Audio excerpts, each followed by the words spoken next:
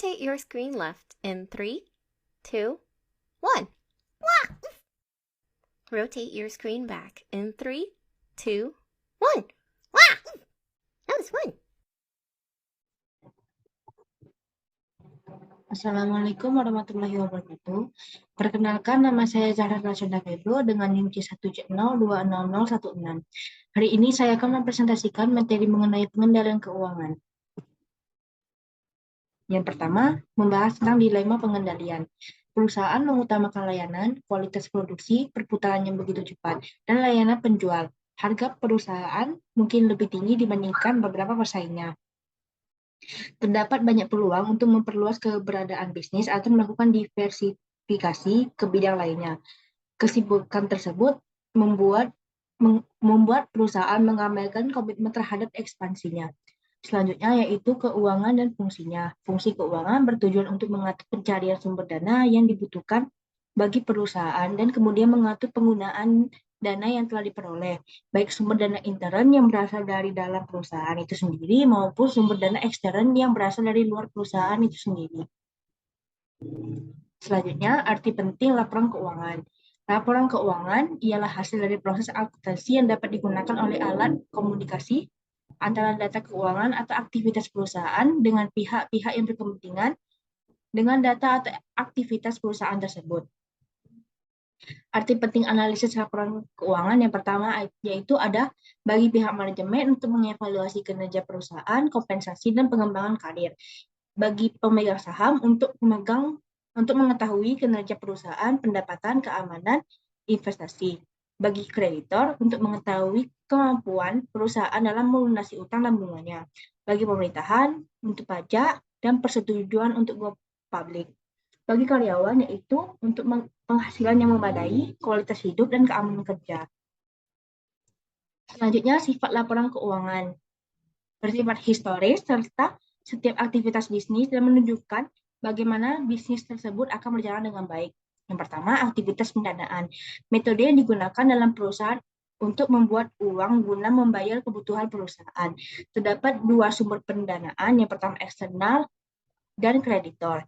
Selanjutnya, aktivitas investasi, yaitu mengeluarkan sejumlah uang atau menyimpan uang pada suatu yang diharapkan suatu saat mendapatkan keuntungan finansial, yang mengacu pada perolehan dan pemeliharaan investasi dengan tujuan menjual produk dan menyediakan jasa, dan untuk tujuan menginvestasikan kelebihan kas.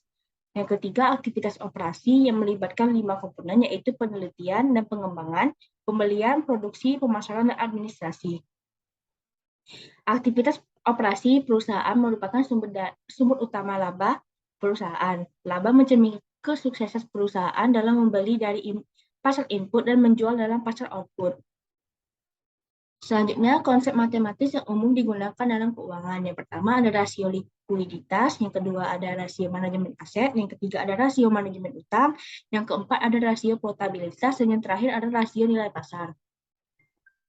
Selanjutnya, aspek dimensi keperilakuan dalam pengendalian keuangan. Yang pertama ada umpan balik mekanikal versus respon pelaku. Dasar pengendalian dilihat dari fungsi pengawasan yang diperlukan untuk menjamin terlaksananya berbagai kegiatan dalam rangka pencapaian tujuan organisasi sesuai dengan arah yang direncanakan. Arah utama dari literatur akuntansi itu mengutamakan asumsi perilaku terhadap pengendalian keuangan yang diinterpretasikan sebagai suatu evolusi pemikiran dan perluasan lingkungan yang mempengaruhi akuntan dan disiplin akuntansi. Yang kedua yaitu perluasan konsep tradisional. Konsep pengendalian tradisional dalam akuntansi sering kali berarti hasil dari informasi akuntansi adalah langkah akhir dari peran akuntan. Selanjutnya, aspek perilakuan yang dari pengendalian keuangan komprehensif, yang merupakan suatu konfigurasi yang saling melengkapi, yaitu subsistem formal yang mendukung proses administratif. 3 tahap proses administratif dan implementasi pengendalian. Yang pertama ada perencanaan, yang kedua ada operasi, dan yang ketiga ada umpan balik. Selanjutnya, yaitu aspek keperilakuan atas pengendalian keuangan dari faktor konstekstual. Yang pertama ada ukuran yang dipandang sebagai peluang jika berfungsi sebagai pemberi manfaat ekonomi dan bukan sebagai strategi pengendalian. Yang kedua ada stabilitas lingkungan yang derajatnya dapat ditingkatkan dengan memilih alat yang tepat terhadap perubahan lingkungan, seperti pengenalan sejumlah produk baru. Yang ketiga, ada motif keuntungan yang bukan penghalang untuk menggunakan ukuran penilaian akuntansi terhadap produktivitas. Yang di sisi lain, sistem pengendalian yang didasarkan pada motif dan ukuran keuntungan seringkali tidak dapat diterjemahkan secara langsung pada konteks nirlaba atau non-profit. Selanjutnya, aspek keperilakuan dalam perekayasaan pengendalian keuangan. Tujuannya dapat menjadi suatu penentu yang penting dalam desain pengendalian.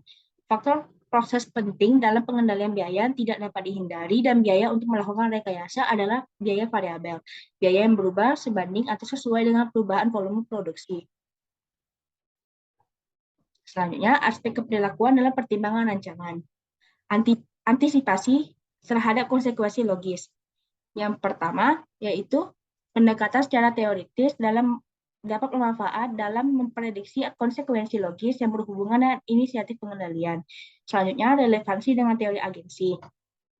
Teori agensi menyangkut persoalan biaya di mana suatu pendelegasian yang asumsi keputusan tersebut bermanfaat tidak jelas atau dipengaruhi secara bersama-sama. Yang ketiga, ada pengelolaan perubahan, yaitu suatu yang penting dalam menentukan rancangan. Keberadaan pengendalian di dalam perusahaan mungkin fungsinya telah berhenti ketika terjadi perubahan. Selanjutnya, aspek keperilakuan pengendalian keuangan dalam kerangka pemberdayaan perusahaan. Yang pertama, ada yang membangun sistem pengendalian diagnostik. Yang kedua, ada membangun sistem kepercayaan. Yang ketiga, ada membangun sistem batasan. Yang keempat, ada membangun sistem pengendalian interaktif. Dan yang kelima, ada melakukan penyeimbangan pemberdayaan dan pengendalian. Baiklah, sekian materi yang dapat saya sampaikan. Lebih dan kurangnya mohon maaf. Saya akhiri. Wabillahi taufiq wal hidayah. Wassalamualaikum warahmatullahi wabarakatuh. Do do do do do do do do do.